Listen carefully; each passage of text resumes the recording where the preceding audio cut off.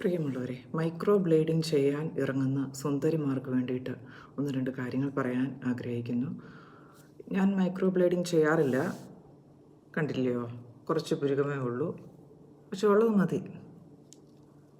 കൂടുതൽ പുരുകമൊന്നും വേണമെന്നൊന്നും ഭംഗിയൊന്നും വേണമെന്നൊന്നുമില്ല. ഉള്ള നാച്ചുറലായിട്ടുള്ള പുരുകം മതി എന്നാണ് എൻ്റെ ആഗ്രഹം. അപ്പോൾ ഞാൻ ചെയ്യാറില്ല. ഇതിന് ഈ മൈക്രോ ബ്ലേഡിംഗ് ഇപ്പോഴത്തെ ട്രെൻഡാണ്. പലരും ചെയ്യുന്നതായിട്ട് കാണുന്നുണ്ട്. അപ്പോൾ ഇതിന് കുറച്ച് സൈഡ് എഫക്ട്സ് ഉണ്ട്. അപ്പോൾ അത് വായിക്കാനായിട്ട് വന്നു. അപ്പോൾ അത് നിങ്ങൾക്കും കൂടി ഒന്ന് ഷെയർ ചെയ്യാമെന്ന് വിചാരിച്ചു. ഒന്ന് ശ്രദ്ധിക്കുക. ചെയ്ത് വെച്ചിരിക്കുകയാണ്, നിങ്ങൾക്കായി ഒന്ന് വായിക്കാം. Side effects of micro blading.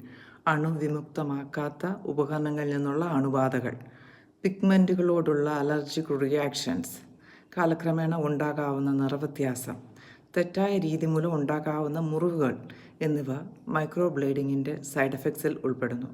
പുരികങ്ങൾക്ക് ആകൃതി മാറൽ, നീണ്ടു നിൽക്കുന്ന ചുവപ്പും വീക്കവും, മൈക്രോ ബ്ലേഡിംഗ് ചെയ്ത ഭാഗത്തുള്ള ഹെയർ ലോസ് എന്നിവയും സാധ്യമായ സൈഡ് എഫക്ട്സിൽ ഉൾപ്പെടുന്നു. ഇതുപോലെയുള്ള പ്രശ്നങ്ങൾ തടയുന്നതിന് കർശനമായ ശുചിത്വ പ്രോട്ടോക്കോളുകൾ പാലിച്ച് കാര്യങ്ങൾ ചെയ്യുന്ന യോഗ്യതയുള്ള വ്യക്തികളെ തിരഞ്ഞെടുക്കുക.